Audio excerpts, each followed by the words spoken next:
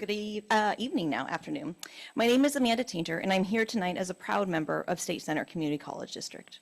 I want to begin by saying how much I have truly loved working for the district, and especially for Reedley College, over the past 20 years. I've been a classified professional, I've been a 10-year child development instructor, distance education coordinator, SLO coordinator, OER coordinator. It's not just a job for me. These are callings, these are loves, and it's been a privilege to work alongside colleagues who care so much and deeply about our students and our mission. In my role as an instructional designer, I have the unique opportunity to see how relationships are at the very heart of learning. Every day I work with faculty who go above and beyond, not just teaching content, but building trust, fostering hope, and creating a sense of belonging for our students. We know both from research and lived experiences that these connections between faculty, staff, and students are what truly drives student success. That's why in my work, I always emphasize to faculty that building and sustaining trust is not just important, it's everything. Our greatest strength has always been our people and the relationships we nurture at our campuses. And yet, I stand here heartbroken because so many of the recent decisions at the district are making it harder, if not impossible, to keep those relationships strong. The move to centralize and consolidate support services, to pull vital roles away from our colleges and place them at the district is eroding the foundation of trust and collaboration that makes our colleges so special. Decisions that look efficient on paper are in reality taking away our ability to support each other, to be responsive to our students and feel empowered to do our best work. When you take support away from the local campuses, you send a message, whether you mean to or not, that relationships and local expertise are less valuable than this perceived efficiency. You make it harder for faculty to help one another. You make it harder for staff to step in for each other in crisis. You make it harder for students to find the support they need from people who know them, who know their stories, who know their dreams. I am pleading with you tonight to please step in. These decisions are not administrative, they're personal.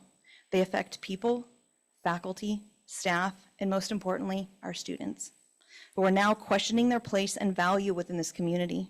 We are losing trust, we are losing morale, and ultimately, we are losing what makes our colleges great. We need your leadership.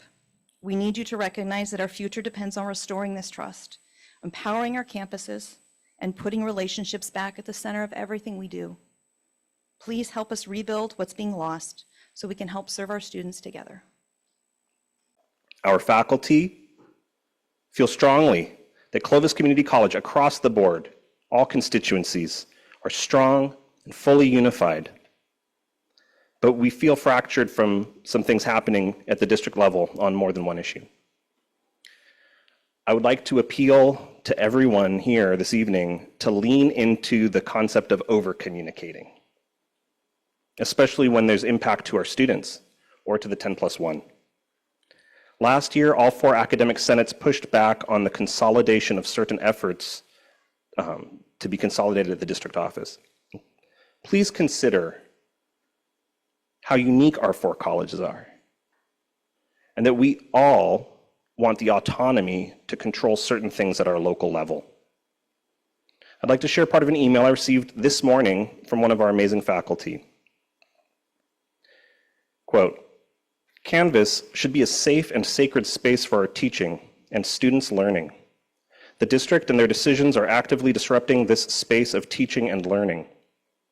The act of modifying the embedded tutor roles in Canvas does not allow us to provide relevant student support at a critical juncture of the first week when we welcome students in and help them become connected with our course and the college. About some of the challenges with distance education. This is going to shared governance. Who thinks or who thought it was a good idea to rip control from the local colleges and throw it up there in a centralized office somewhere? You have hired professionals on your campuses that can handle Canvas, and the rip from roles that they've had that can help us, our colleagues across our own campuses, deal with issues. But now we got to, I don't know, submit a help ticket for help when we already had it locally. But we can't get that locally for some reason. I think that's the question you want to pursue. Why was that centralization decision made? and taken away from the local colleges. Thank you. I appreciate the opportunity to speak with you today about recent changes to Canvas management that have had significant effects on both instructors and students. I want to share my perspective, not as criticism, but as a call for collaboration so that we can ensure our system best serves our students' needs. Despite unanimous opposition from all 4 colleges to centralizing Canvas management, control was still moved to the district office, and over the summer, the district implemented several changes to Canvas. These changes were not communicated ahead of time, which unfortunately led to repeated disruptions, breakdowns in communication with students, and some serious equity concerns.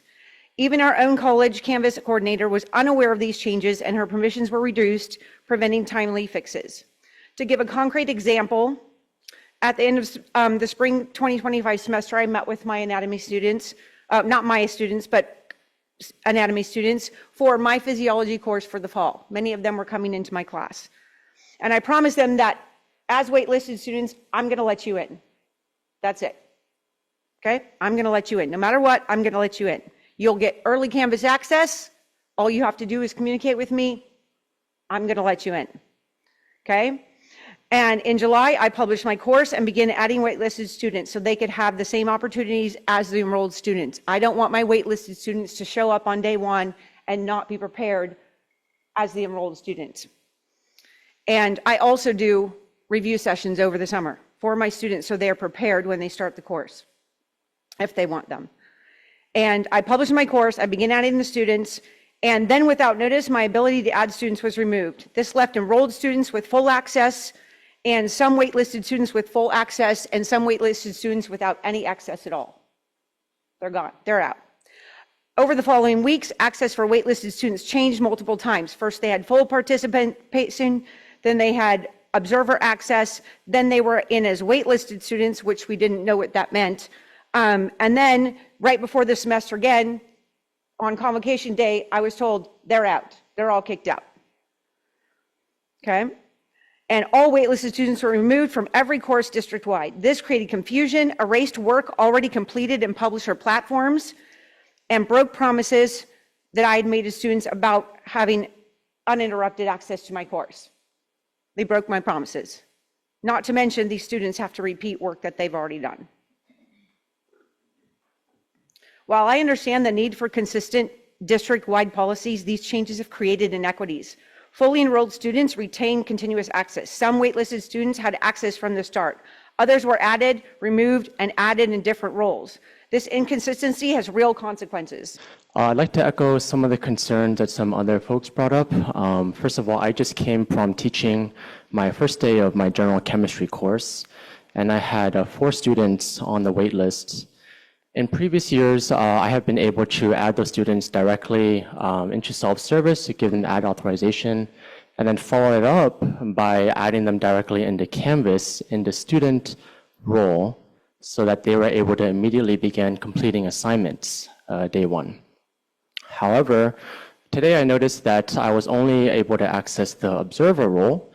Thus, those 4 waitlisted students were unable to complete any of the myriad of assignments I've assigned on the first day of class, putting them behind and also stressing them out because they're wondering, well, when am I going to be able to complete these assignments? I said, hopefully in 12 hours when you get student access to Canvas, but I'm not entirely sure.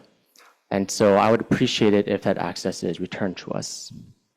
I've been asked to communicate a concern shared by all 4 of our senates regarding the recent changes to our learning management system, Canvas. We are also concerned about the creation and appointment to the position of the Director of Distance Education and Instructional Technology. You heard some of these concerns during public comment at the last board meeting. Since that time, more concerns have been brought forward to our senates. We wanted to take some time to contextualize those comments for you. First, there is concern that the development of the District Director of Distance Education and Instructional Technology position was developed without notification or consultation with campus stakeholders. There was not a transparent needs assessment or a collaborative process to develop that position. Further, an individual was appointed rather than hired through a formal hiring process. We would normally go through a fair and equitable hiring process for positions such as this. Third, there are concerns regarding strained and disruptive communications, including mischaracterizations of faculty as obstacles to student success and threats to security. We've been told that many of these changes are the results of cybersecurity threats, but the threats described do not correlate to the action taken. There has been little to no communication of a transition plan, as the district has taken roles in Canvas from the instructional designers on our campuses. Most importantly, there was a lack of consultation with campus experts when those changes were made. Processes exist on our campuses to thoroughly vet decisions that impact students. We have committees that have representatives of the Academic Senate. This ensures that all faculty are aware of and have a chance to provide input on changes. Recent changes have not followed that process. Instead, they have been made without consultation or notice. Often, changes were just discovered instead of being communicated. Notices that have come out since the last board meeting, notices have come out since the last board meeting, and meetings are on the books to address this concern, but we continue to be concerned that the decisions are being made at the district level without collaboration in advance from the campuses. In the meantime, students have been shut out of Canvas shells that they were told were mandatory to address their academic probation status. Students have quizzes that don't work or don't collect grades. On some campuses, embedded tutors don't have the access level that they once had, which was developed through Academic Senate processes. The ability to work through tech issues such as the Microsoft 365 and other learning management integrations has been taken from the campuses, and the district's ticketing system was never clearly communicated from the district, and if my experience is any indication, the response to that ticketing system is not timely. And more issues could be shared. These changes are being made without due consideration of all the impacts on our students, and the impacts have been negative. All of our academic senates are concerned about this matter and will be continuing to monitor and report on this to the board. We urge you to listen to our concerns. I'm speaking today to bring attention to changes in technology and applications that have impact on both students and instructors. First, on Monday, August 25th, an embedded tutor notified me that she had been contacted by another student on her personal phone. That student got the tutor's phone number from the tutor's My SCCCD email account Outlook contact card. The student's phone number was available through at least Thursday, August 28th. This is a violation of student privacy, and the information was not removed in a timely manner.